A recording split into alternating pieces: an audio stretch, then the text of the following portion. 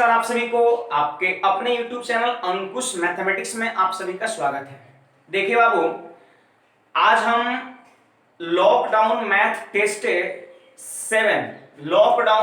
Test 7 का discussion अपने YouTube channel पर लेकर के आया हूं और थोड़ा सा मैं यहां पर आपको एक इंफॉर्मेशन दे रहा हूं। देखिए, मैंने लॉकडाउन मैथ टेस्ट 6 तक मैं करा चुका हूं, 1 से 6 पार्ट तक मैं आपको डिस्कस करा चुका हूं और उसका पीडीएफ भी मैं आपको क्वेश्चंस का दे चुका हूं। आज हम 7वां पार्ट का डिस्कशन लेकर के आए हैं और थोड़ा टाइम टेबल आपको जान लीजिए। देखिए, जो हम डेली मैथ टेस्ट है वो हम कराने वाले हैं मंडे को, सोमवार को पहला टेस्ट वीक में, दूसरा टेस्ट आपका वेडनेसडे बुधवार को और वीक का सप्ताह का तीसरा टेस्ट जो है आपका शुक्रवार को, फ्राइडे को। ये अल्टरनेट डे है, मंडे, वेडनेसडे और फ्राइडे, एक एक दिन बीच करके, सोम, बुध और शुक्र। सप्ताह में मैं 3 टेस्ट लेकर के आ रहा हूं और ये चीज हमेशा चलेगा। और टेस्ट का जो वीडियो है अपने YouTube चैनल अंकुश मैथमेटिक्स पर वो एग्जैक्ट शाम 4 बजे आपको अपलोड कर दिया जाएगा। ठीक है, 4 बजे शाम में आपको मिल जाएगा। सो हमारे YouTube चैनल अंकुश मैथमेटिक्स को आप सब्सक्राइब कर लीजिए और MWF में 4 बजे शाम में आप डिस्कशन का वीडियो प्राप्त करिए और बहुत ही बेहतरीन क्वेश्चंस आपका मैं रखूंगा। और साथ साथ टेलीग्राम पर 3:30 बजे इसी दिन मंडे, वेडनेसडे और फ्राइडे को मैं आपको पीडीएफ क्वेश्चंस का दे दूंगा आधा घंटा पहले, ताकि आप इस आधे घंटे में क्वेश्चंस को आप बनाइए और 4 बजे उसका बेहतरीन डिस्कशन आप देख सकते हैं। तो पीडीएफ के लिए हमारा टेलीग्राम चैनल नाम सुन लीजिएगा, अंकुश मैथमेटिक्स पटना। आप अपने टेलीग्राम पर सर्च करके भी आप जुड़ सकते हैं, नहीं तो वीडियो के डिस्क्रिप्शन में हम पीडीएफ का लिंक दे देंगे, आप उस लिंक के माध्यम से भी जुड़ सकते हैं। तो टेस्ट सीरीज बाबू आज से स्टार्ट हो रहा है, सोमवार है और आप जितने आपके सर्किल में लोग हैं, ज्यादा से ज्यादा लोग के बीच ये बात को शेयर करिए और अपने YouTube चैनल से और टेलीग्राम चैनल से उनको जोड़िए। टेलीग्राम का एक ये भी फायदा है कि आपको एक अगर स्टूडेंट्स का एक अगर प्लेटफॉर्म चाहिए, काफी संख्या में स्टूडेंट्स अगर एक जगह पर हो तो वो है हमारा टेलीग्राम चैनल, जहां पर बहुत सारे स्टूडेंट्स हैं। आपका डाउट भी उस चैनल पर आपका सोल्व किया जाएगा। अगर आपको किसी क्वेश्चंस में डाउट हो रहा है तो आप उस चैनल पर सेंड करिए और कोई आप ही के सर्किल के जो स्टूडेंट्स होंगे वो उसका रिप्लाई करेंगे। अगर किसी और का क्वेश्चंस होगा, अगर आपसे बन रहा है प्रश्न, तो आप भी उसका रिप्लाई करिए। तो एक बहुत ही कह सकते हैं बेहतरीन स्टूडेंट्स का प्लेटफॉर्म है। आप यहां पर जुड़ करके अपने डाउट को भी क्लियर कर सकते हैं और साथ साथ पीडीएफ भी प्राप्त कर सकते हैं। तो चलिए बिना देर किए हुए हम आज के पहला क्वेश्चंस की ओर बढ़ते हैं। सब लोग जरा ध्यान दीजिएगा, बहुत ही बेहतरीन क्वेश्चंस आपके सामने। देखिए बाबू, यदि 7 पर पावर 101 को 48 से अगर डिवाइड करेंगे तो शेषफल कितना बचेगा, यही मेरा क्वेश्चन है। शेषफल को हम अंग्रेजी में रिमाइंडर बोलते हैं, इसलिए हम आर लिख दिए। ठीक है, यही मेरा प्रश्न है और रिमाइंडर थ्योरम का क्वेश्चन है नंबर सिस्टम से। तो ध्यान दीजिए बाबू, यहां पर 48 है और यहां पे 7 है। अब आपको यह सोचना है कि हम 7 पर क्या पावर रख सकते हैं जिससे कि वैल्यू 48 से एक ज्यादा या एक कम आ जाए। तो आप कहिएगा सर 49 रख दीजिए यहां पर। अगर 49 हो तो ठीक है, एक ज्यादा है, या अगर 47 है तो भी आपका एक इससे कम है। तो एक ज्यादा या एक कम संख्या बने, ऐसा आपको सोचना है। तो मैं देख पा रहा हूं बाबू कि 7 का स्क्वायर 49 होता है, जिससे एक ज्यादा है। तो इसको हम ऐसे लिख सकते हैं, देखिए 7 और के ऐसे पावर लिख देंगे 2 और गुणा 2 से इसमें भाग लगेंगे तो भाग लगेगा 50 बार में। ठीक है, तो बोलिए बाबू 7 के पावर कितना हो गया, 100 हो गया, लेकिन यहाँ पर 101 दिख रहा है। तो ऐसा भी हो सकता है कि 7 का एगो पावर आप अलग से लिख सकते हैं। देख लीजिए, सेंस वही हुआ, 7 के पावर 100 यहां पर और 1 यहां पर, दोनों को एक साथ अगर जोड़ेंगे तो 101 हो जाएगा। ठीक है, अब ध्यान दीजिए, इसमें 48 से क्या करना है, भाग देना है। अब देखिए बाबू यहाँ पर 7 स्क्वायर को आप कितना लिख सकते हैं, तो कहिएगा 49 लिख सकते हैं, और 49 पे पावर 50 है और गुणा में 7 है, ठीक है, और 48 हो गया।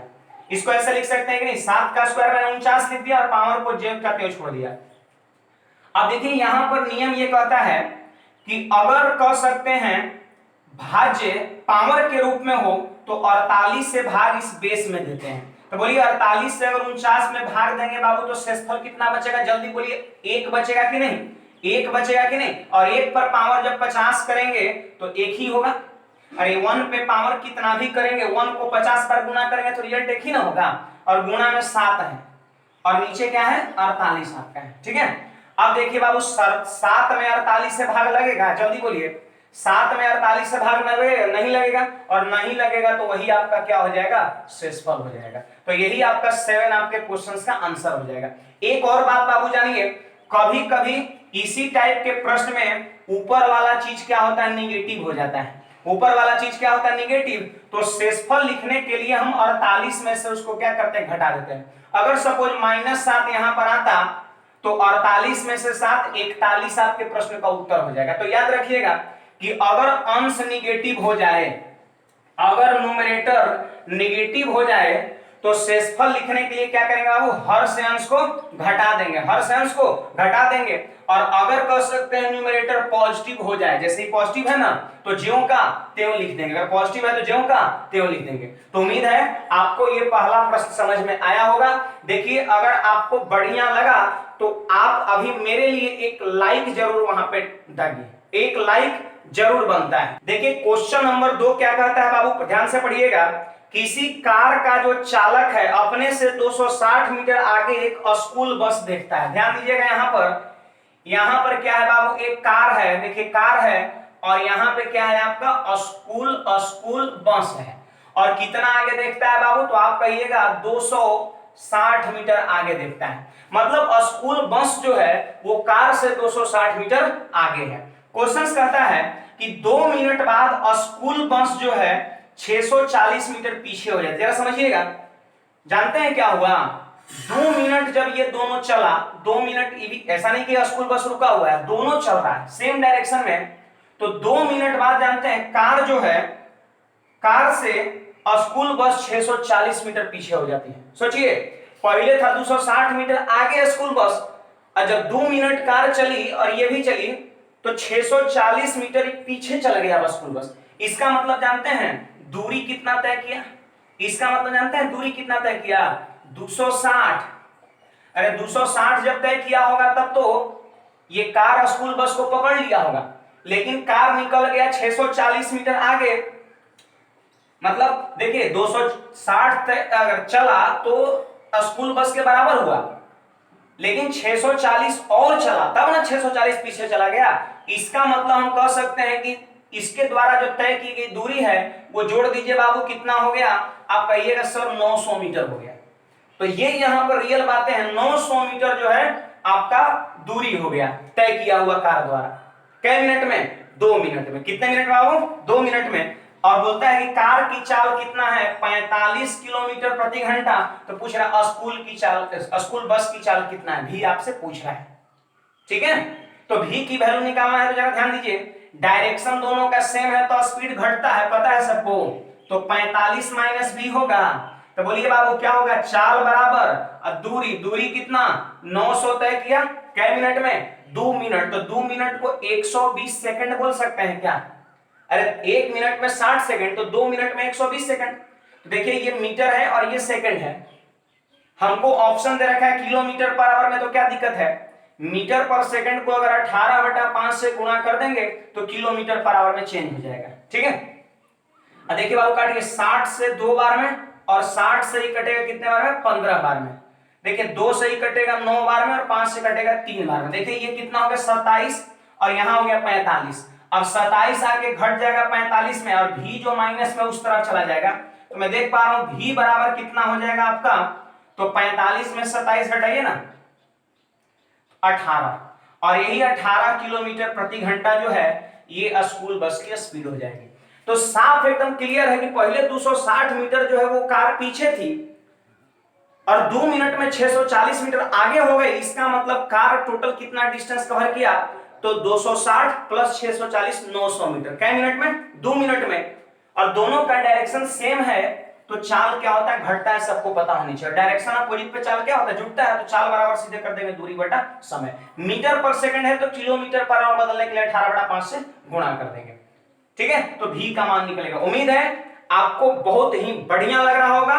आप लोगों के बीच वीडियो के लिंक को शेयर करिए ताकि अधिक से अधिक लोग को फायदा हो सके। देखिए हम बहुत मेहनत करके वीडियो बना रहे हैं, फैन नहीं चल रहा है, बहुत गर्मी लग रहा है वीडियो शूट करने में, क्योंकि फैन अगर चलाएंगे तो फिर आवाज में प्रॉब्लम आ जाएगा, ठीक है। अभी फिलहाल मैं गांव से वीडियो बना रहा हूं, हाँ, तो मैं जब मेहनत कर रहा हूं तो मेहनताना मिलना चाहिए, ठीक है। ज्यादा से ज्यादा लोग को फायदा हो तभी हमें खुशी होगा और हमें भी लगेगा चलो इतना मेहनत करके बनाया, अधिक लोग को फायदा हो रहा है, अच्छी बात है, कोई दिक्कत नहीं। अगले दिन और एनर्जी के साथ हम अगला वीडियो शूट करेंगे, ठीक है। तो आइए क्वेश्चन नंबर 3 की ओर बढ़ते हैं, जरा ध्यान दीजिए। देखिए बाबू क्वेश्चन नंबर 3 क्या कहता है, जरा ध्यान दीजिएगा। बहुत ही बेहतरीन क्वेश्चन टाइम एंड वर्क का है। और देखिए जो भी क्वेश्चंस मैंने लिया है वो लेटेस्ट सारा क्वेश्चन है, सारा लेटेस्ट क्वेश्चंस है। देखिए 12 पुरुष और 10 महिलाएं, जरा ध्यान दीजिएगा। 12 पुरुष और 10 महिलाएं, देखिए मेल और यहां फीमेल, किसी काम को 14 दिन में कर सकते हैं। फिर इसके बाद कहता है कि 49 पुरुष मेल और 56 महिलाएं, 56 फीमेल मिलकर उस काम को 3 दिन में पूरा कर सकते हैं। तो आपको मैं बता दूं ये लोगों की संख्या है और ये समय है। आप हमेशा याद रखिएगा कि लोगों की संख्या और समय को अगर हम गुणा कर देंगे तो ये कहलाएगा आपका कुल काम कहलाएगा, टोटल वर्क कहलाएगा। लोगों की संख्या और समय के साथ गुणा करते हैं, टोटल काम कहलाता है। ये बात आपको ध्यान में रखना है। तो देखिए यहां भी गुणा कर दिया और यहां भी गुणा कर दिया और कहिएगा दोनों को बराबर क्यों किया, तो ये टोटल वर्क है और ये भी टोटल वर्क है। ऐसा तो नहीं कि ये जो है सो कुछ अलग काम कर रहा है और ये 49 आदमी और 56 महिलाएं कोई अलग वर्क कर रहे हैं, ऐसा तो कुछ नहीं है।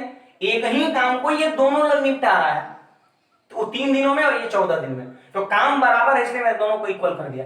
अब देखिए बाबू जल्दी से ध्यान दीजिए, 14 गुणा 12, जल्दी बताइए 14 गुणा 12 कितना हो जाएगा। तो 14 को 10 से गुणा करेंगे 140 और 2 से गुणा करेंगे तो कितना 28। तो 140 और 28 कितना हो गया, 168 हो गया, ठीक है। तो 168 हो गया एम। और देखिए 3 से जब यहां पर हम गुणा कर देंगे तो 49 का 3 गुणा कितना हो जाएगा, 147 एम। अब 147 एम आके घटेगा 168 में से, तो हमारे ख्याल से आपका कितना बचेगा बाबू, 168 में से 147 घटाना है, तो हमारे ख्याल से 21 आपका हो जाएगा। अरे होगा कि नहीं, 21 एम हो जाएगा, हाँ। और देखिए 56 का 3 गुना जल्दी से बताइए कितना होगा, 56 का 3 गुना जल्दी से बताइए कितना हो जाएगा। तो आपका हो जाएगा 50 का 3 गुना 150 और 6 का 3 गुना 18 और यानी 168 हो गया। और 140 जाके जब घट गया तो आपका कितना होगा बाबू, 28 एफ हो जाएगा, ठीक है। अब देखिए 7 से कट जाएगा कितने बार में, 3 बार में, और 7 से कट जाएगा 4 बार में। अब देखिए यहां पर एक आदमी का जो इफिशियंसी है 4 हो गया और औरत का जो इफिशियंसी हो 3 हो गया। ये रेशियो उल्टा लेते हैं। एक कहावत है ना, दूर का ढोल सुहावन। दूर का जो आपका चीजें होता है वो लोगों को बढ़िया लगता है, मतलब दूसरे का संपत्ति बढ़िया लगता है, अपना वाला नहीं। सेम वही चीज है, एम का जो रेशियो होगा दूर वाला होगा 4 और एफ का जो रेशियो होगा वो 3 हो जाएगा। तो उम्मीद है आप चीज को समझ पाए।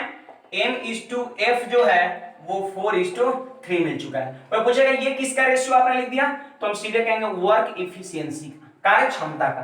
अब ध्यान दीजिए इसके बाद मेरा क्वेश्चन क्या है, कहता है फिर 42 पुरुष और 35 महिलाएं, ध्यान दीजिएगा यहां पर बाबू, 42 पुरुष और 35 महिलाएं जो है, ठीक है, उसी काम को कितने दिन में पूरा करेंगे, इंटू एक्स कर दिए।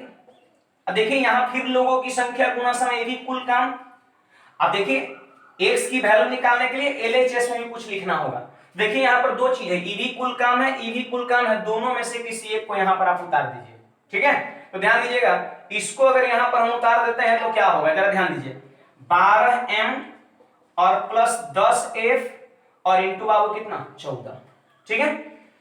अब देखिए जरा ध्यान दीजिए, सब लोग ध्यान दीजिए, देखिए तो 7 से ये 2 बार में कट रहा है और 7 से 6 बार में और 7 से 5 बार में, कुछ दिखा बात है, दिखा कि नहीं जल्दी बताइए। अब देखिए क्या करिए बाबू, जहां जहां m होगा वहां वहां 4 रख दीजिए और जहां जहां f होगा वहां वहां 3 पुट कर दीजिए। ठीक है, मतलब ये क्या बता रहा है कि एक आदमी का एफिशिएंसी 4 है तो 12 आदमी है ना, तो 12 चौके 48 और 10 दिया 30, तो 48 और 30 बाबू कितना हो जाएगा, जल्दी बोलिए कितना हो जाएगा, 78 होगा। अरे 78 होगा, और 78 का डबल कितना हो जाएगा बाबू, जल्दी बोलिए, 156 हो जाएगा। अरे होगा कि नहीं 156? अब बोलिए m के जगह पे 4 तो 4 छक 24 और f के जगह पे 3 तो 5 दिया 15, 24 और 15 जल्दी बोलिएगा कितना होगा, 39 हो जाएगा। तो आपका हो जाएगा 39 इंटू एक्स। अब 39 से कटेगा, देखिए ना 13 से 3 बार में और 13 से ये 12 बार में और 3 से ये 4 बार में, x का मान 4 आ गया, यानी 4 दिन ही इस क्वेश्चन का आंसर हो जाएगा। जरा जल्दी सब लोग आंसर मिलाइए, तो कौन सा होगा बाबू, ऑप्शन नंबर बी हो जाएगा। देखिए इस टाइप के प्रश्न में यही करना होता है, आप काम को इक्वेट करके रेशियो बना लीजिए, और ये पूछ रहा है कि ये जो है कितने दिन में, तो जो पूछ रहा है उसको दाहिने साइड और ये दोनों में से किसी एक को बाएं साइड उठा लीजिए, फिर उसके बाद जहां जहां m वहां वहां 4, जहां जहां f वहां वहां 3 बस पुट कर दीजिए, आपके क्वेश्चंस का आंसर हो जाएगा।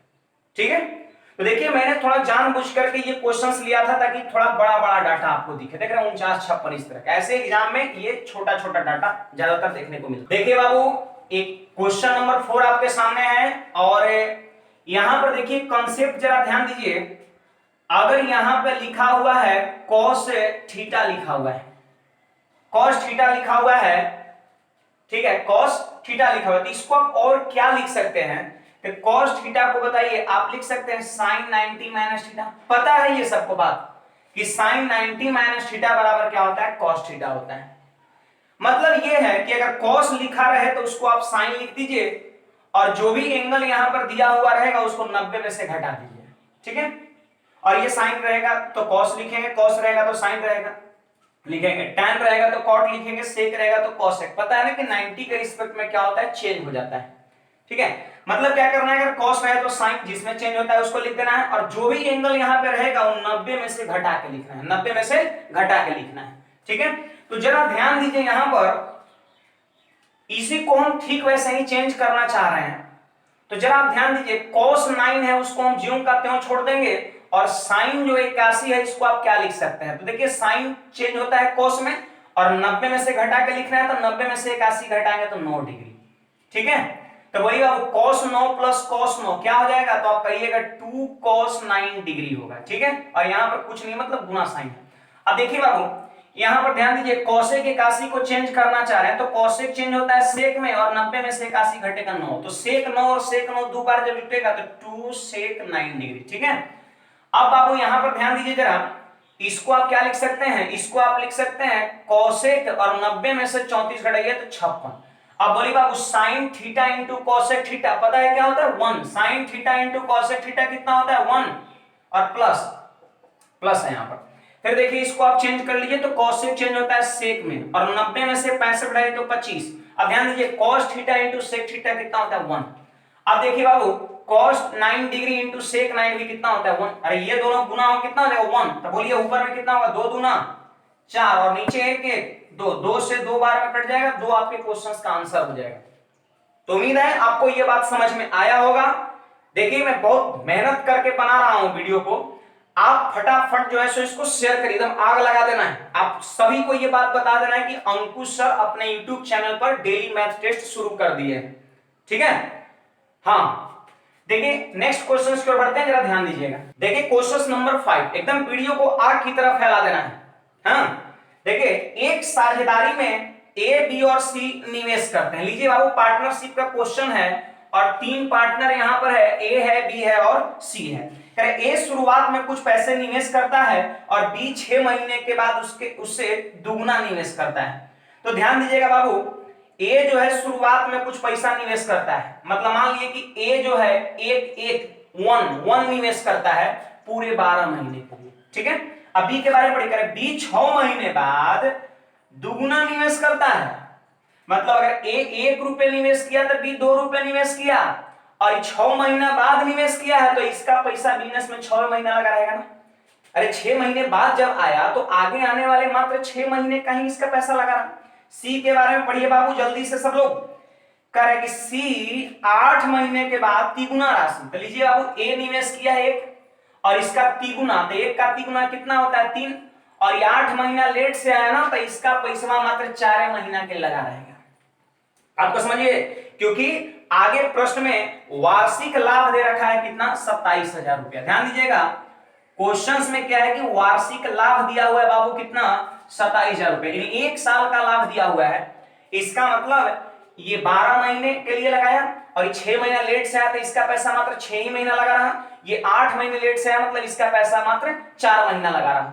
अब देखिए, आपको पता होगा कि यहां पर जब हम पार्टनर्स द्वारा निवेश की गई पूंजी और समय को गुणा करते हैं, वही लाभ कहलाता है। याद करिए सब लोग अभी मेरे सामने कि लाभ बराबर क्या होता है पूंजी गुणा समय। लाभ बराबर क्या होता है पूंजी गुणा समय। तो ये ए का लाभ, बी का लाभ और ये सी का लाभ। मैं देख पा रहा हूं ये 12 12 12 कट गया, तो 1:1:1।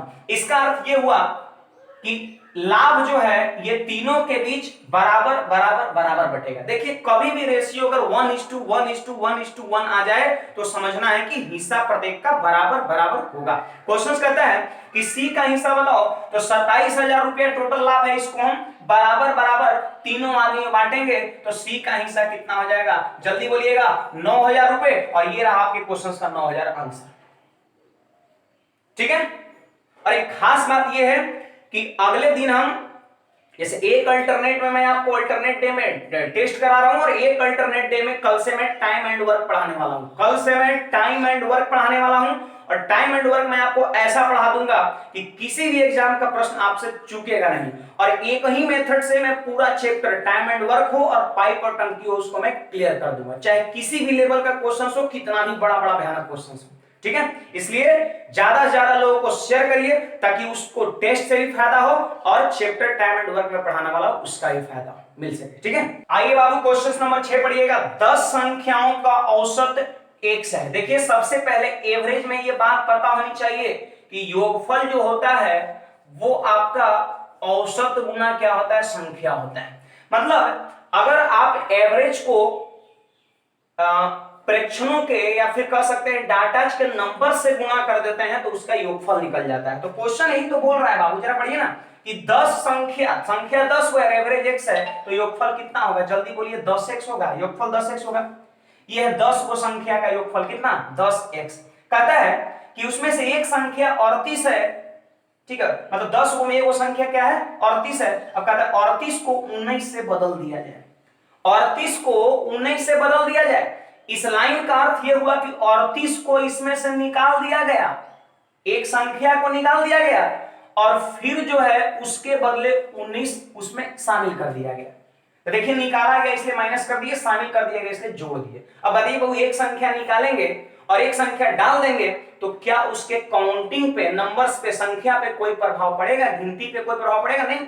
मतलब पहले से 10 संख्या था तो अभी भी कितना 10 संख्या है। तो आपसे बोलता है बाबू कि नया वाला एवरेज बताइए, तो क्या करेंगे, ये है आपका नया वाला योगफल और टोटल संख्या 10 हो, तो एवरेज निकालने के लिए हम संख्या से भाग ही दे देंगे। अरे यहीं पे देखिए ना, अगर एवरेज आपको पता करना है तो इस संख्या जो गुना में इधर भागे में नहीं जाएगा। आपने क्या सीखा, एवरेज बराबर योगफल बटा संख्या, तो 10 से भाग दे देंगे। अब देखिए बाबू, यहां पर दो तरीके की बात है।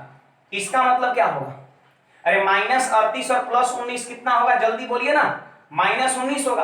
अब 10 से अगर इसमें भाग देते हैं तो 10 10 कट जाएगा x, और 10 से इसमें भाग देंगे तो भागे नहीं लगेगा, तो ऐसे लिख देंगे 19/10। और यही देख लीजिए आपके क्वेश्चंस का आंसर हो गया। और खास बात यह है कि आपका ये एलडीसी जो है 2018 में ये क्वेश्चन पूछा हुआ है, एकदम बिल्कुल लेटेस्ट क्वेश्चन है। ठीक है, देखिए हर क्वेश्चन ही लेटेस्ट है। आज का जैसा एग्जाम में क्वेश्चन आ रहा है उसी पैटर्न से मैं क्वेश्चन सेट कर रहा हूं और आपको मैं सिखा रहा हूं, लेकिन जैसे जो क्वेश्चंस का डेट हमें याद है बस उसको मैं लिख दे रहा हूं। ठीक है, देखिए बाबू क्वेश्चन नंबर 7 जरा ध्यान दीजिएगा, और ये आपका प्रोबेबिलिटी का क्वेश्चन है, बहुत ही बेहतरीन प्रश्न है। एक ही पद की 2 रिक्त स्थान के लिए एक पुरुष और उसकी पत्नी के साक्षात्कार होते हैं। देखिए बाबू, एक वो पोस्ट है, पोस्ट एक ही है, ठीक है, और उस पर इंटरव्यू दे रहा है पति भी और पत्नी भी, हस्बैंड भी इंटरव्यू दे रहा है सॉरी, और वाइफ भी दे रही है इंटरव्यू, और पोस्ट एक ही है। ठीक है, अब देखिए यहां पर क्या होगा, या तो सिलेक्शन पति का होगा या आपका पत्नी का होगा, है कि नहीं।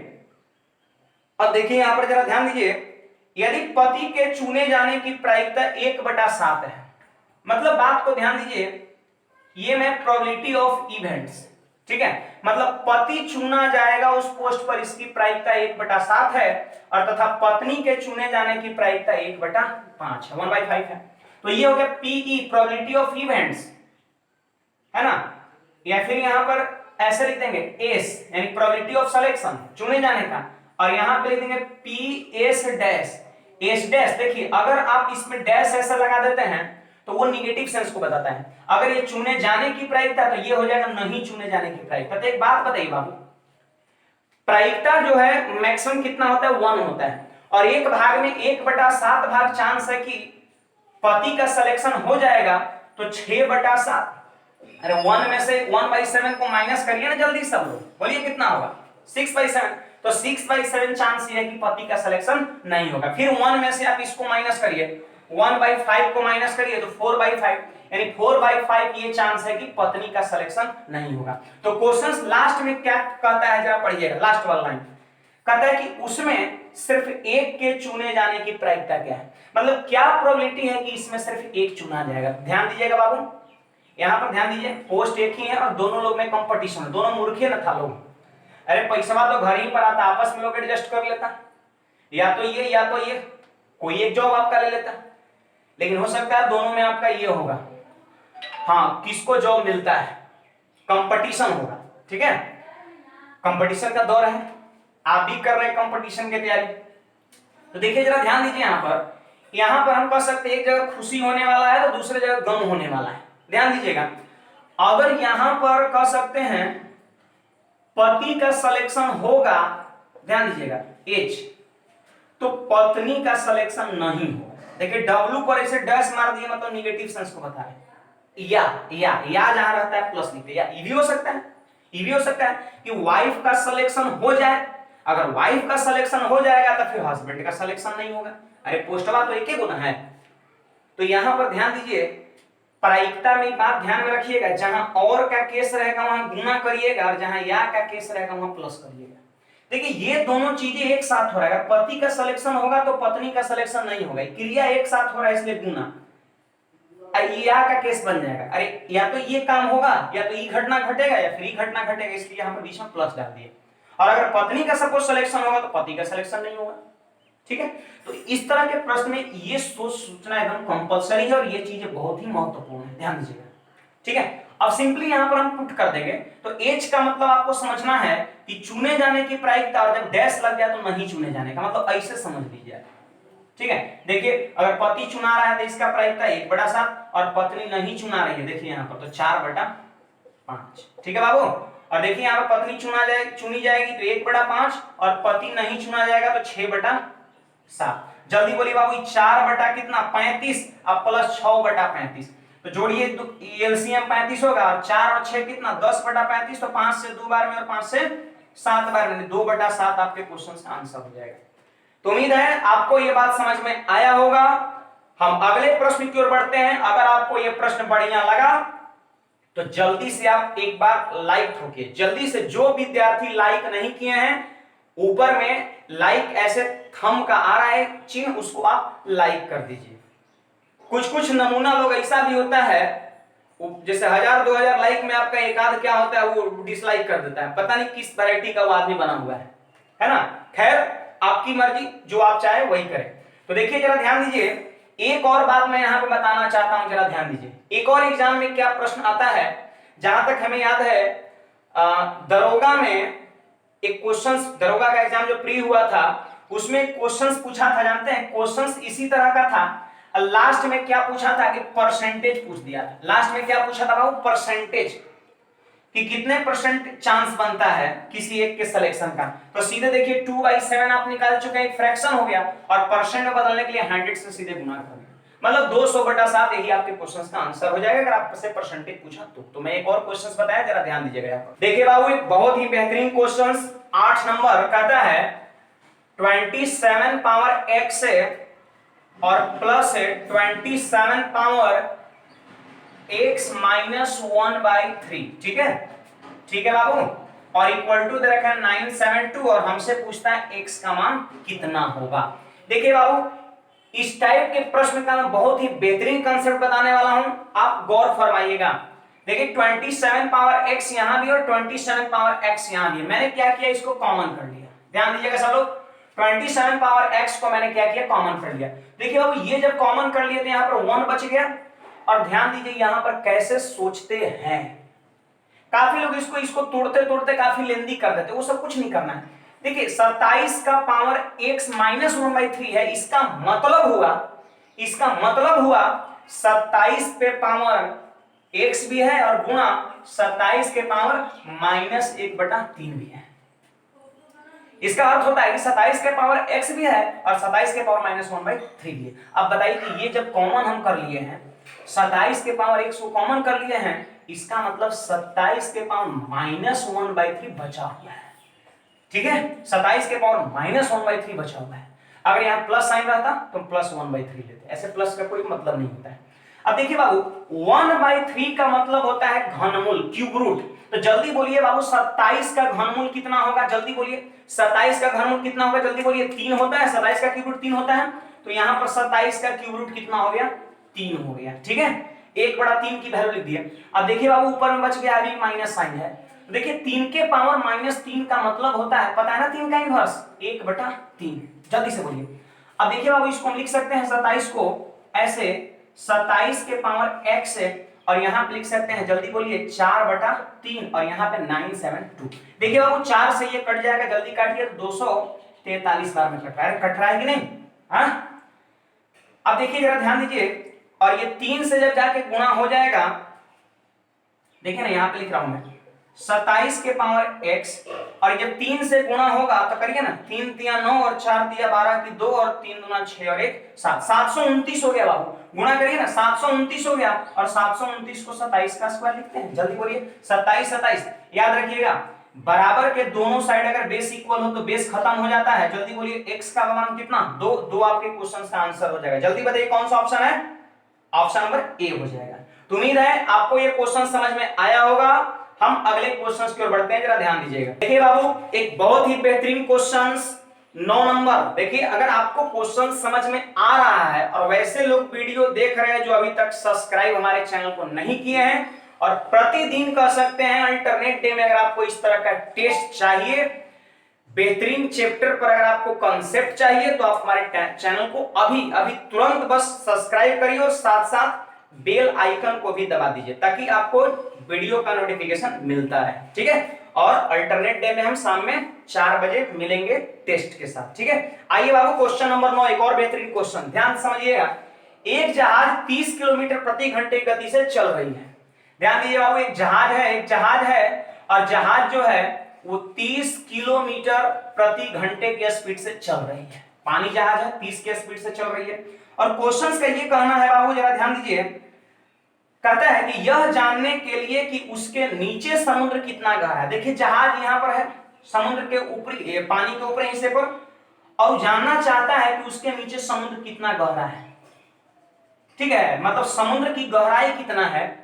तो गहराई पता करने के लिए जो है एक रेडियो तरंग जो है, एक रेडियो वेव प्रसारित किया जाता है, जो 200 मीटर प्रति सेकंड गति से चलती है। लीजिए, एक वेव प्रसारित कर रहा है गहराई पता करने के लिए, और वेव की जो स्पीड है वो 200 मीटर प्रति सेकंड है। एक तरह समझिए कि इसमें एक अलार्म लगा हुआ है, एक अलार्म लगा हुआ है, मतलब कि जैसे ही ये आपका वेव जो है पृथ्वी सतह को छुएगा, अरे ये सब तो पानी है, पानी है, पानी है, गहराई पता करना है, तो गहराई का मतलब क्या होता है, पृथ्वी सतह से समुद्र के ऊपरी सतह की दूरी गहराई कहलाता है।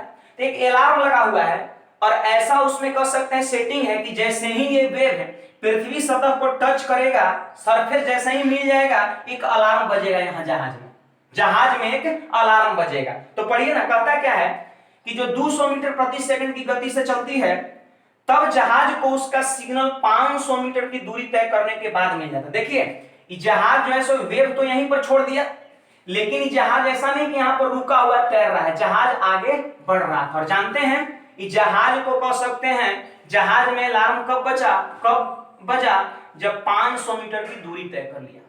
ध्यान समझिएगा, जब 500 मीटर जब दूर गया ना, तब वहां पर जहाज में अलार्म बजा, मतलब बता दिया कि ये वेव जमीन को छू गया। तो सोचिए जरा कि आखिर 30 के स्पीड से जहाज चल रहा है और 500 मीटर की जब दूरी तय किया तब अलार्म बजा। इसका मतलब समय कितना लगा होगा? तो समय बराबर बाबू कितना होता है, जल्दी बोलिए, दूरी बटा चाल होता है। अरे ऐसे सोचिए ना जी कि प्रति घंटा, घंटा को आप 60 मिनट कहिएगा। अरे जल्दी बोलिए ना, देखिए 30 दूना 60, इसका मतलब क्या हो गया, जल्दी बोलिए बाबू, 1 किलोमीटर की दूरी 2 मिनट में, तो ये आधे किलोमीटर ना है, मतलब 1 मिनट में। देखिए देखिए कैसे मैंने सोच लिया, ध्यान दीजिएगा। 1 किलोमीटर की दूरी अगर 2 मिनट में जहाज तय कर सकता है तो 500 मीटर मतलब आधे किलोमीटर ना है जी, तो 1 मिनट लगेगा। तो देखिए 500 मीटर जहाज को जाने में 1 मिनट लगा, यहां से यहां तक पहुंचने में जो समय लगा वही समय यहां से यहां तक पहुंचने में वेव को लगा है। इसका मतलब वेव जो है समुद्र की गहराई को 1 मिनट में तय कर लिया।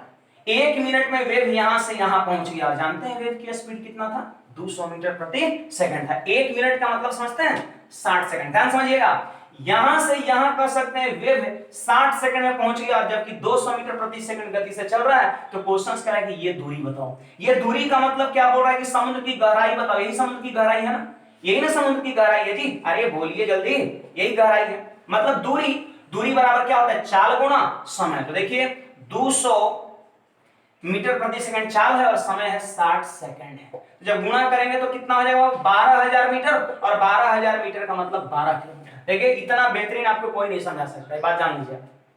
एक ऊपर वाला कह सकते हैं गिफ्ट है, जो चीज मैं समझ जाता हूं ना उसको मैं समझा के नहीं छोड़ता हूं, चाहे विद्यार्थी किसी भी लेवल का सामने बैठा हुआ। फिलहाल यहाँ पर तो सामने नहीं है, लेकिन आप देख पा रहे हैं। 9 नंबर जैसे फिजिक्स का नहीं है बाबू, मैथ्स ही का है। हाँ देखिए 10 नंबर, और ये आपका सीजीएल मेंस पूछ चुका है आपका 2018 में। ध्यान दीजिएगा, और बहुत ही बेहतरीन सोच यहाँ पर मैं सोचने वाला हूं, जरा आप ध्यान समझिएगा। 2 नंबर से बाबू, 2 नंबर से, एक को मैंने मान लिया 10 नंबर क्वेश्चन से, एक को मैंने मान लिया x मान लिया बाबू, ध्यान दीजिएगा, और दूसरे को मैंने मान लिया y।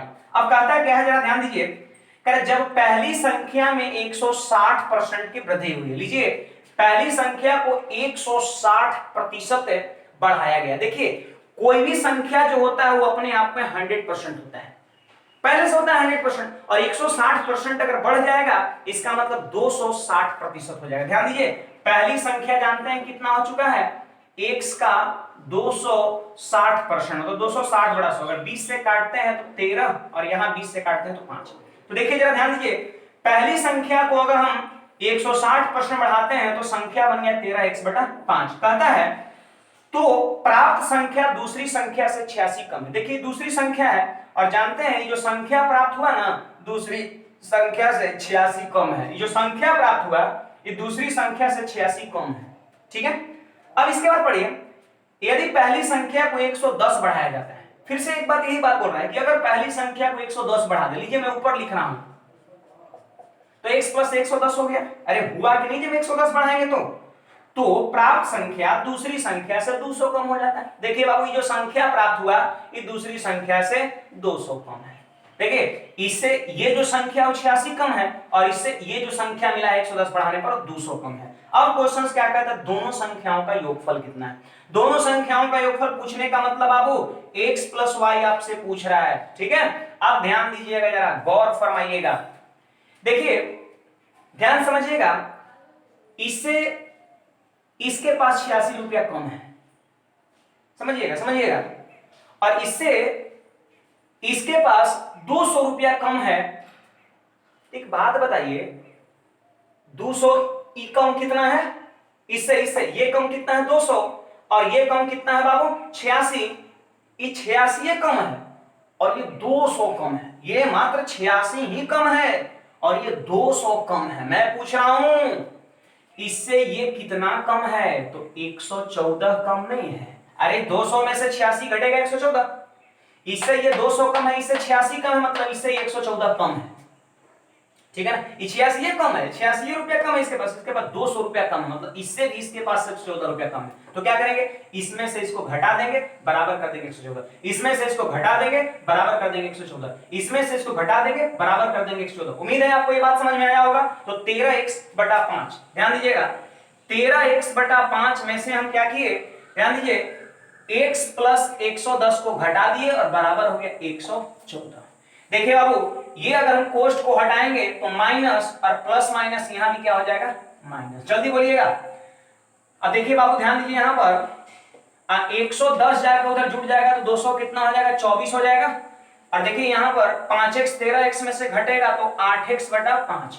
देखिए 8 से ये कट रहा है, 8 दूना 16 और 8 8 64, यानी x का मान हो गया 28 पंचे 140 हो गया। तो x का मान, सॉरी 28, 5 जाके 28 में गुणा 140। तो x का मान जब 140 हो गया, x का मान जब 140 हो गया, तो इसका मान बता सकते हैं, जल्दी नहीं बताइए तो इसका मान बता सकते हैं। 140 और 110 जोड़ दीजिए, 250, सही बात है, 250, ठीक है, 250। अब बोलिए बाबू कि y से कितना कम था, 200। सोचिए इसका मान 250 है और इसे 200 कम है, इसका मतलब ये है 450। अरे है कि नहीं, जोड़ देंगे 450। जल्दी जल्दी बोलिए, दोनों संख्याओं का योगफल पूछ रहा, तो x का मान 140 और y का मान कितना, 450। अगर हम दोनों को जोड़ देंगे तो 590 आपके क्वेश्चन का आंसर हो जाएगा। ये रहा आपके बेहतरीन क्वेश्चन, ये 2018 के मेंस में पूछा था। और देखिए आप खूब जम के प्रैक्टिस करिए, मैथ जानते हैं प्रैक्टिस का चीज है, आप जितना प्रैक्टिस करेंगे उतना ही स्पीड आएगा और थोड़ा सा कॉन्फिडेंस लेवल बिल्डअप होगा। और आदमी का अगर कॉन्फिडेंस का बिल्डअप हो जाए, चाहे क्षेत्र किसी भी हो, वो क्षेत्र में महारत बन के ही निकलता है। ठीक है, तो आइए अगले क्वेश्चंस पर बढ़ते हैं, जरा ध्यान दीजिएगा। देखिए बाबू, क्वेश्चन नंबर 11 यूं ही क्वेश्चंस बन जाएगा। कहता है 200 लीटर के मिश्रण में दूध और पानी का रेशियो 1:4। लीजिए, ये दूध है और ये पानी है, 1:4 है, मतलब 1 हिस्सा दूध और 4 हिस्सा पानी। समझो पानी ये है कि नहीं? तो आप इसको 200 को इस रेशियो मान सकते हैं। जल्दी बोलिए, तो 4 1 5 बराबर 200, तो 1 बराबर कितना होगा जल्दी, 40।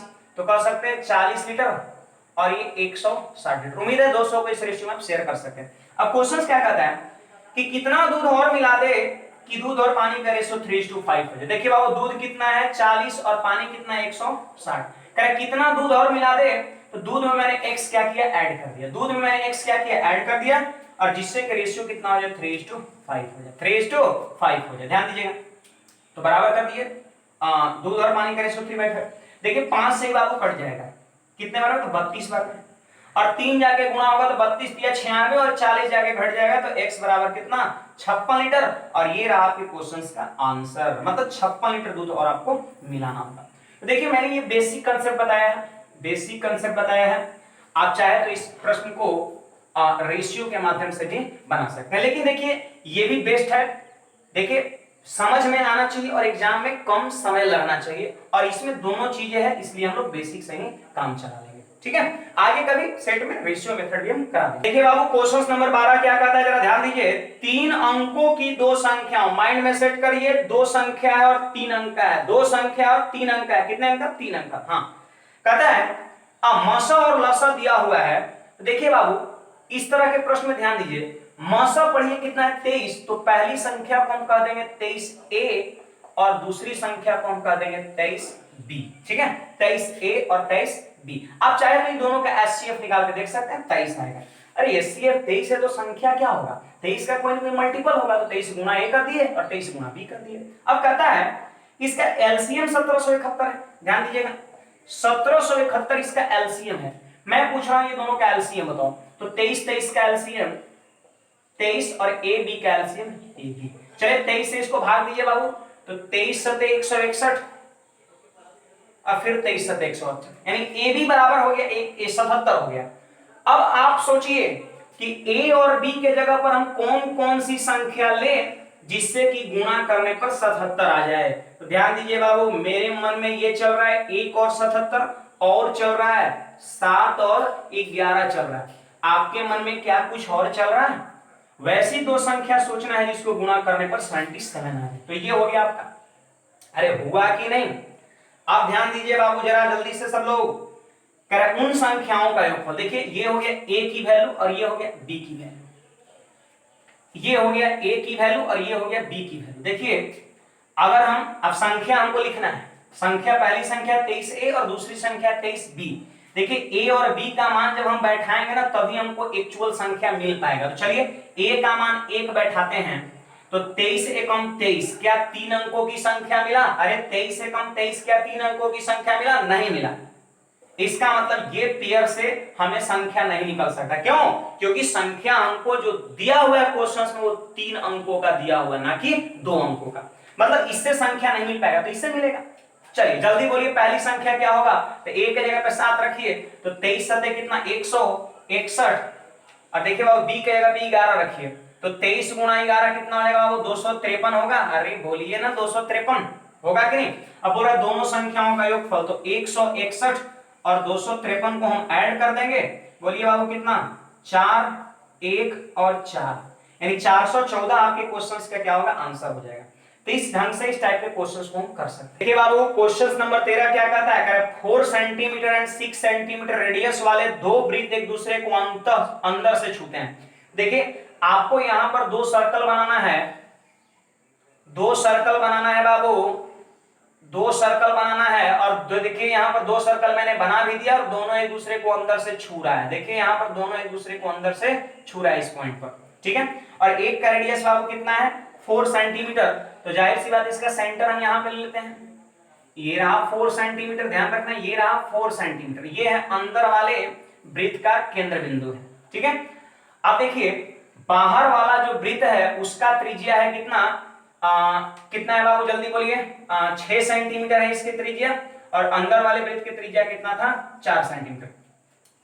देखिए बाबू यहां पर आपका बाहर वाले बड़ा वाले वृत्त का केंद्र बिंदु हो जाएगा। कुछ लोग के मन में चल रहा होगा सर यहाँ पे क्यों लिखे? यहाँ पे सेंटर को दर्शा सकते थे, इधर भी दर्शा सकते हैं। तो मेरी बात को जरा गौर से सुनिएगा।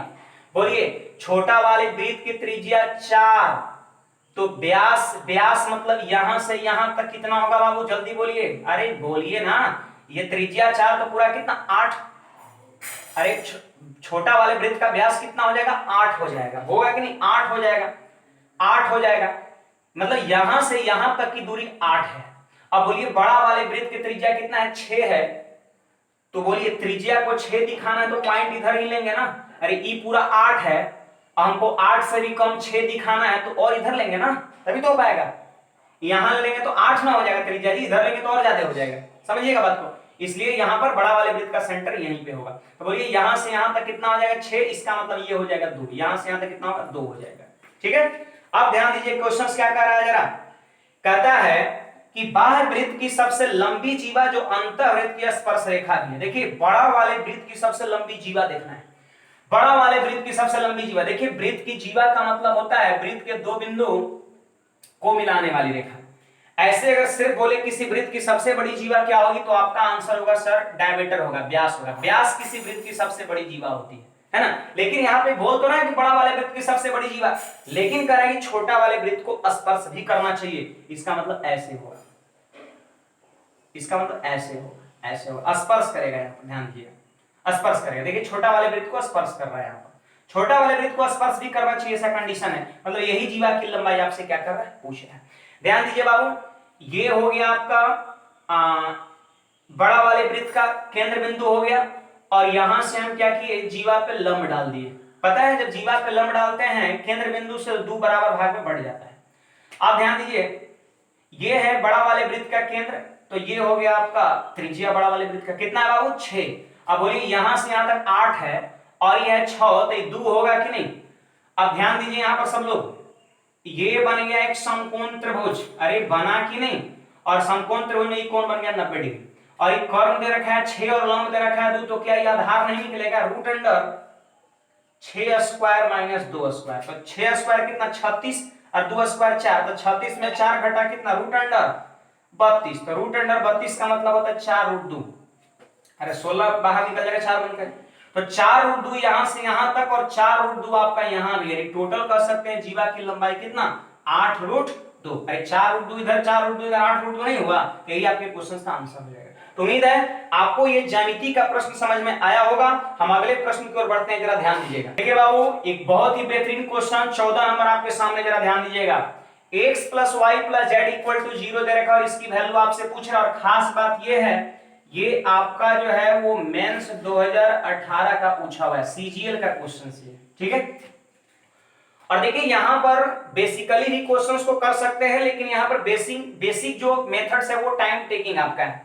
हम यहां पर सीधे एक वैल्यू पुटिंग रूल होता है, वैल्यू पुटिंग एक रूल होता है, और इससे कर सकते हैं बड़ा बड़ा क्वेश्चन यूं ही पता हो जाता है। हमें सोचना है एक्स वाई जेड की वैसी वैल्यू जिसे जोड़ने से 0 हो जाए, ठीक है। तो देखिए बाबू, एक्स की वैल्यू कितना 1 और वाई की वैल्यू 1 और जेड की वैल्यू -2। आप चाहे तो एक्स वाई जेड की वैल्यू कुछ और भी ले सकते हैं, बस जोड़ने पर 0 होना चाहिए। एक और कंडीशन है, जोड़ने पर तो 0 होना चाहिए, लेकिन अगर वही एक्स वाई जेड की मान को हम नीचे में रखें, ये एक तरह से फ्रैक्शन है, और फ्रैक्शन के जब डिनोमिनेटर में रखें तो 0 नहीं आना चाहिए, क्योंकि अगर इस भिन्न का हर 0 आ जाएगा तो इसका मतलब अपरिभाषित हो जाएगा। तो बस ऐसा वैल्यू लेना है इसे जोड़ने पर 0 हो जाए। ध्यान सुनिएगा, ऐसा वैल्यू एक्स वाई जेड के रेट पर सोचना है जो 0 हो जाए और नीचे में 0 ना हो, यही बस ध्यान रखना है।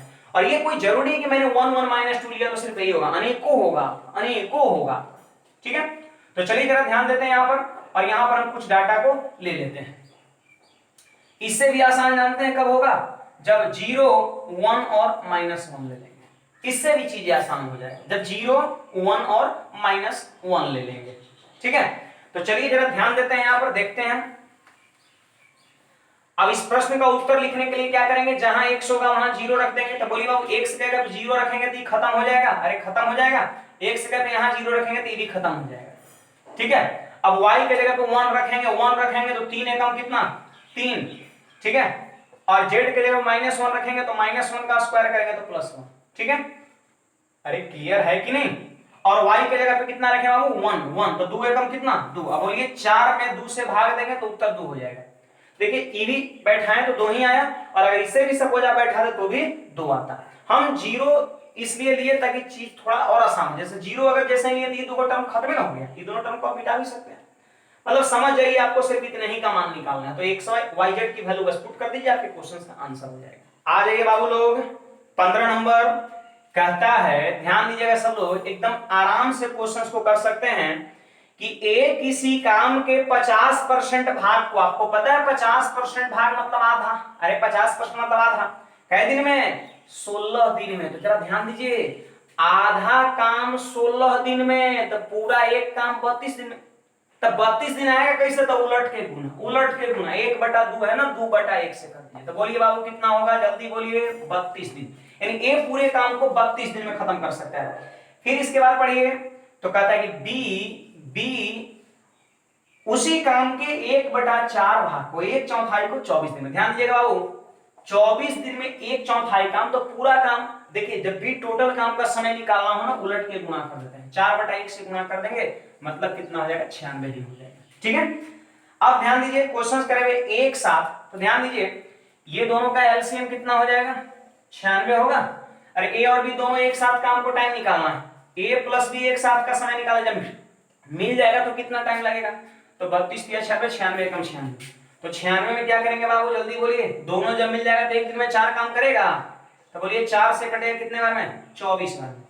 यानी हम कह सकते हैं जब दोनों आदमी मिल जाएगा तो 24 दिन में काम खत्म हो जाएगा, पूरा एक काम। लेकिन क्वेश्चन कहता है कि एक साथ काम करते हुए 3/4 काम भाग कई दिन में करेगा। सुनिएगा, एक काम करने में 24 दिन लगेगा दोनों को, तो 3/4 काम करने में कितना टाइम लगेगा, 3/4 से गुना कर दो, 4 से बाबू कटेगा 6 बार में, और 6 × 18 दिन जो है आपके क्वेश्चन का आंसर है।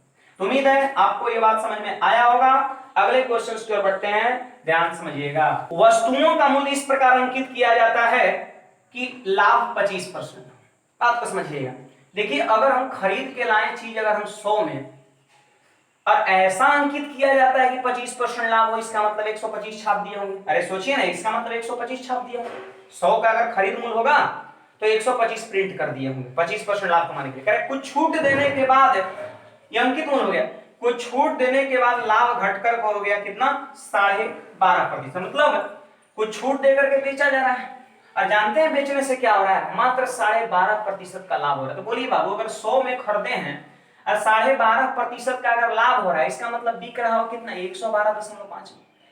अरे यही ना, 100 में खरीदे हैं और 12.5% का मात्र लाभ हो रहा है, मतलब 112 में बेच रहे हैं।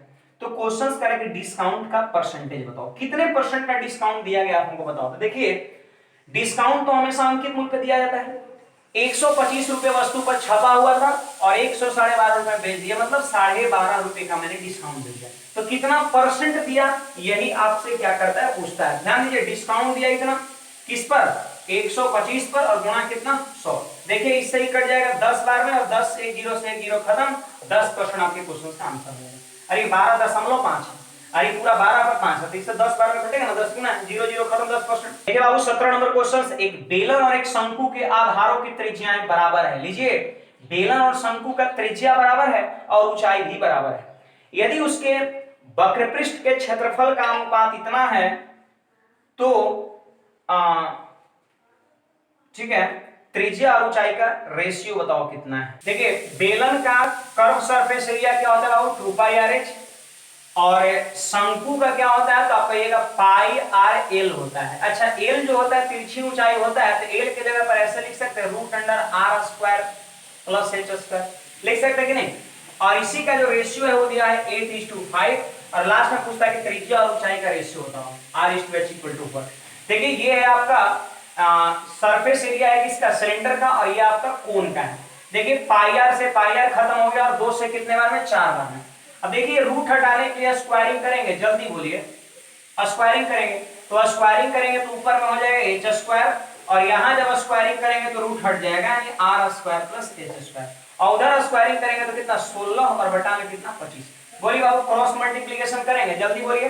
तो ये हो गया आपका 25h², अरे होगा कि नहीं, और जब इसको इस तरफ ले जाएंगे तो कितना हो जाएगा 16r² प्लस 16h²। अब 16h² आगे घटेगा 25 में से, तो कितना हो जाएगा बाबू 9h², और इधर हो जाएगा 16h², अरे r² होगा ना, r²। देखिए h² का रेशियो इधर वाला और r² का रेशियो इधर वाला, तो हमसे सिर्फ r लिखना है। तो बोलिए r² का रेशियो अगर 9 है तो r का 3 होगा कि नहीं होगा, जल्दी बोलिए। और h² का रेशियो 16 है तो h की वैल्यू 4 होगा कि नहीं होगा, यानी 3:4 आपके क्वेश्चंस का क्या हो जाएगा, आंसर हो जाएगा।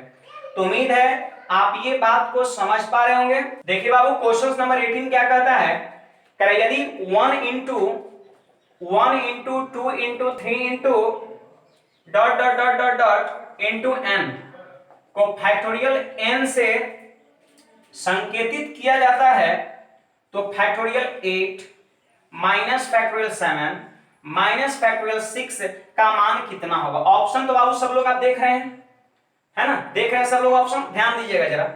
कहता है इसके बाद इसी की वैल्यू कितना है। देखिए फैक्टोरियल 8, देखिए जैसे 1 2 3 4 5,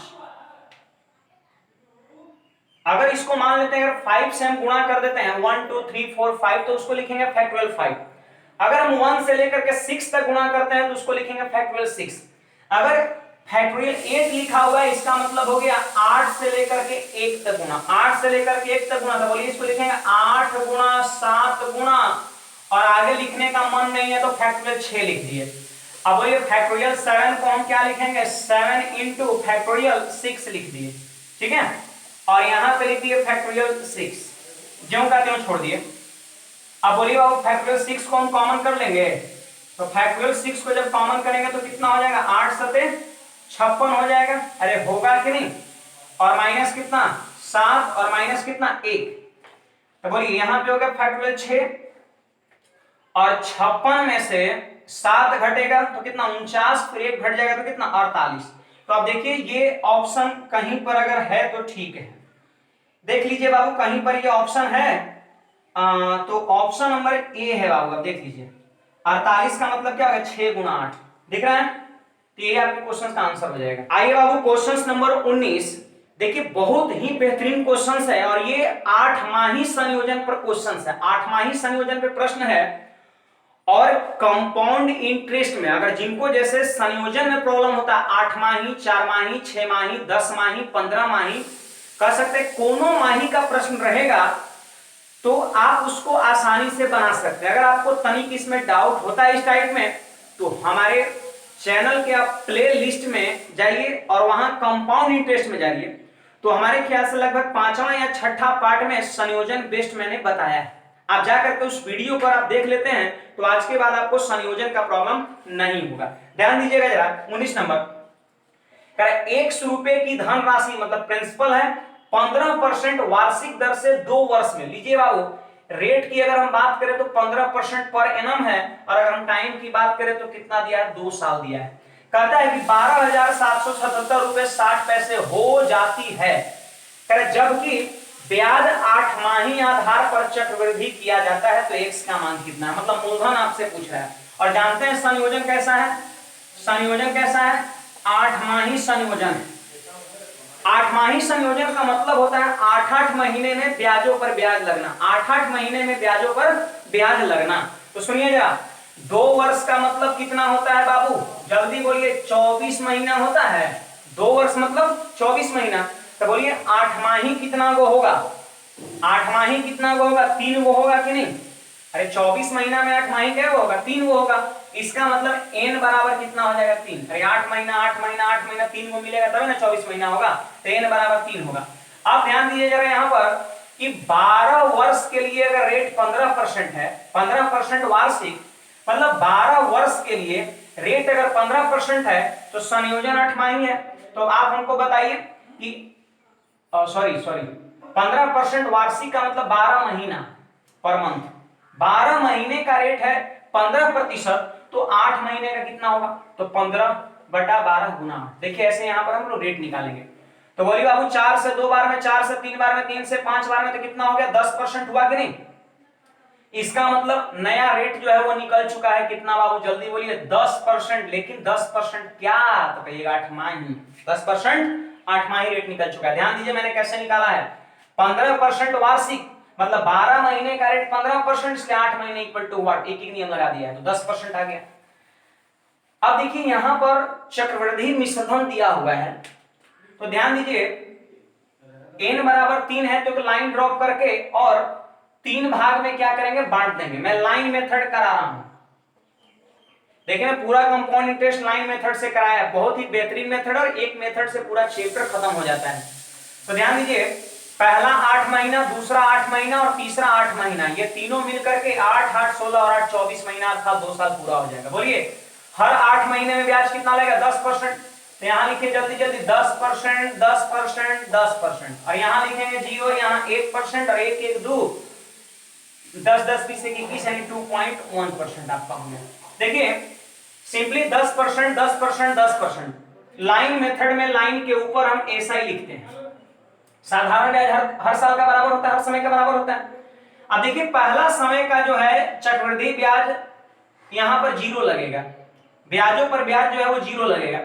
अब दूसरे 8 महीने का हमको ब्याज लिखना है, तो पीछे के 8 महीने में जितना भी ब्याज बना है उस पर लगाएंगे 10%। तो बोलिए बाबू 10% का 10% कितना हुआ, 1।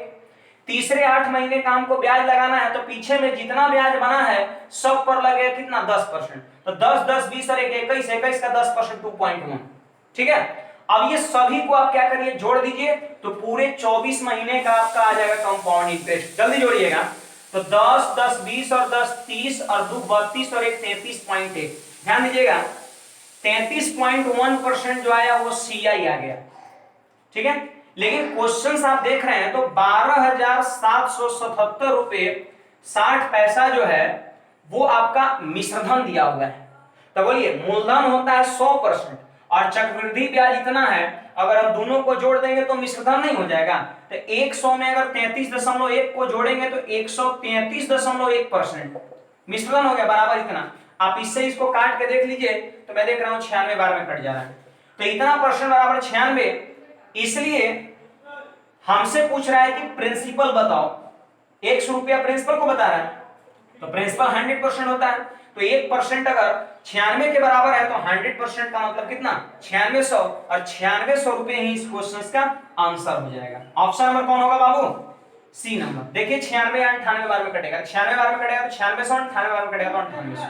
ठीक है, देखिए एक टावर के शीर्ष से भूमि पर टावर के आधार से 32 मीटर और 18 मीटर की दूरी पर स्थित एक सीधी रेखा पर स्थित दो बिंदुओं से बनने वाला उन्नयन कोण पूरक है। लीजिए बाबू, यहां पर एक बिंदु है 32 मीटर की दूरी पर और दूसरा बिंदु है 18 मीटर की दूरी पर, उन्नयन कोण पूरक है। टावर की ऊंचाई आपसे पूछता है तो रूट अंडर, याद रखिएगा, पहला दूरी इंटू दूसरा दूरी। फॉर्मूला होता है टावर से एक बिंदु की दूरी d1, ध्यान सुनिएगा, दूसरे बिंदु की दूरी d2, और उन्नयन कोण पूरक। पूरक कोण का मतलब होता है वैसा दो कोण जिससे जोड़ने पर 90 डिग्री पूरा हो जाए, ठीक है। तो वैसी स्थिति में टावर की ऊंचाई root under d1 into d2 होता है। तो बोलिए बाबू, एक दूरी कितना दे रखा है, तो कहिएगा 32 दे रखा है सर, और दूसरी दूरी कितना दे रखा है 18। तो बोलिए इसको 32 को आप लिख सकते हैं 16 गुणा 2, अरे बोलिए ना 16 का वर्गमूल कितना, जल्दी बोलिए 4, और 18 गुणा 36 का वर्गमूल कितना 6, तो 24 मीटर जो है टावर की ऊंचाई हो जाएगा। तो यही रहा आपके प्रश्न का उत्तर। तो उम्मीद है आज का कह सकते हैं डिस्कशन आपको बहुत बढ़िया लगा होगा। अभी तक आप हमारे चैनल को सब्सक्राइब नहीं किए हैं तो सब्सक्राइब भी कर लीजिए, बेल आइकन भी दबा दीजिए, और हर अल्टरनेट डे में मैं आपको बहुत ही 20 क्वेश्चंस का बेहतरीन डिस्कशन लेकर के आऊंगा। आज के लिए इतना ही, धन्यवाद।